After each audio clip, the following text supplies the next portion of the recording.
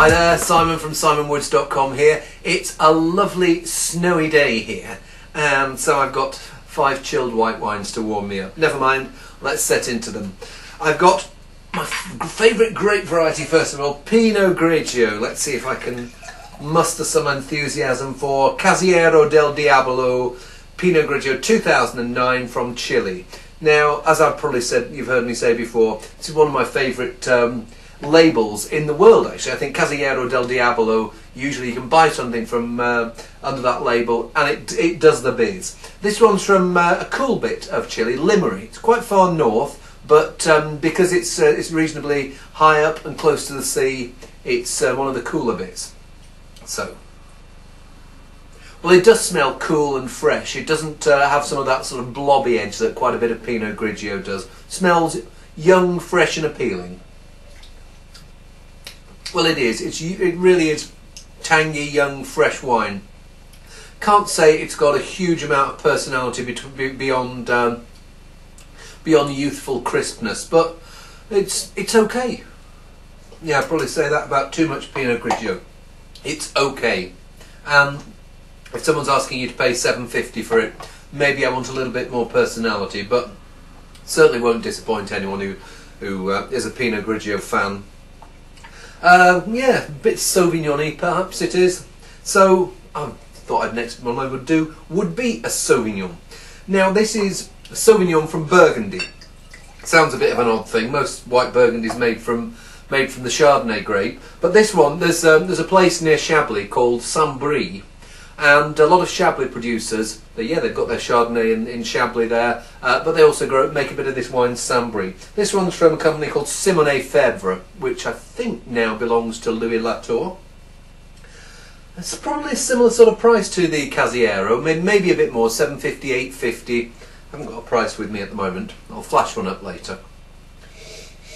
And the weird thing is, there's something of both edges. There's a Sauvignon edge, there's like a pungent greenness to it. But there's also a creamy weight that you get in Burgundy, and Chablis in particular. So it's an intriguing appellation, Saint-Brie. It's an intriguing wine too. It's got this, I was saying pungent, it's got this grassy pungency, green gages, gooseberries, not so much on the stewed gooseberry edge, but the fresh gooseberry edge, those ones that make you sort of go a bit, but to stop that that sharp edge getting just a bit too much, what there is this subtle creamy, I don't know whether it's 2007 vintage here and we're near the end of 2009, so they'll have been it'll have had a chance to both calm down in bottle. But I imagine before they bottled it, it was on the lees, the dregs that are left after the wine making, and it would have picked up a bit of yeasty character from that. Nice wine.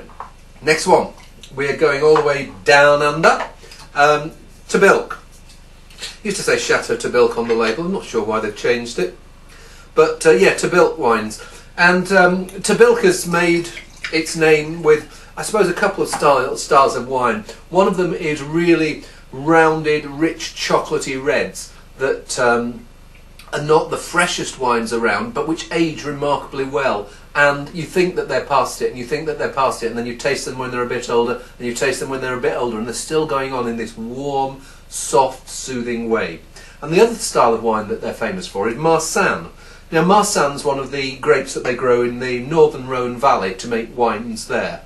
White wines. There's Viognier that they use in Condrieu and Chateau Grillé, and they put a bit in some of the red wines. But appellations like Hermitage, Crozet Hermitage, Saint-Joseph, they're making white wines, big, powerful, creamy wines from Marsanne and Roussanne. Roussanne's probably the fragrant one. Marsanne's a bit more of the honeysuckle edge. And there's a couple of producers in this part of central to north-east Victoria, Goulburn Valley. Tobilk is one of them, and Mitchelton's the other. They've been having big success with Marsanne for decades now. I mean, and the good thing about them is they last for decades as well, and they get richer and more honeyed. And yeah, it's a fascinating style of wine. 12.5% alcohol, so it should have a bit of acidity and grit, but it should also have perfume as well. and I stick my nose in and I get that lovely honeysuckle, lime. There's a creamy, juicy edge, yet young and grippy, but it's this nice interplay between that youthful grip and this rounded, yeah, almost fig-like, really fresh figs. And I love that slightly crunchy texture that you get. Very tasty. But that acidity comes back on the finish to really freshen up your mouth and leave you wanting considerably more. Fourth wine, Circumstance Viognier.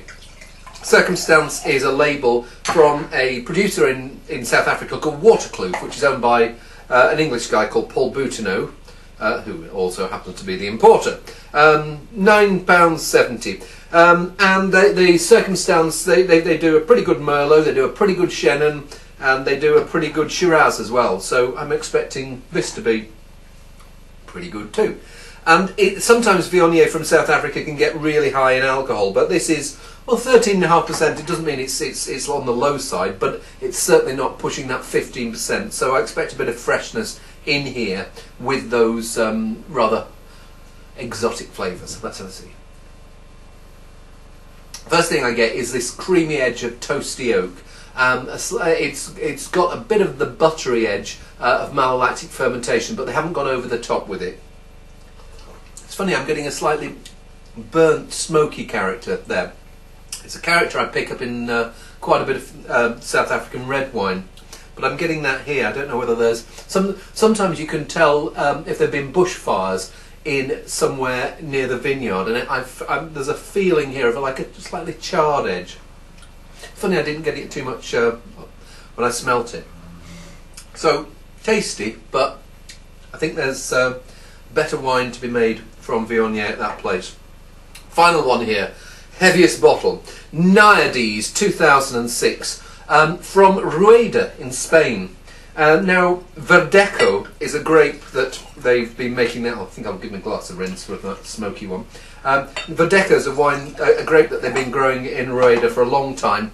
It's got, for me sometimes it comes across as like Sauvignon. It's got this citrus crisp edge of Sauvignon, but the best ones also have this extra layer of plushness to them, and they can age really well.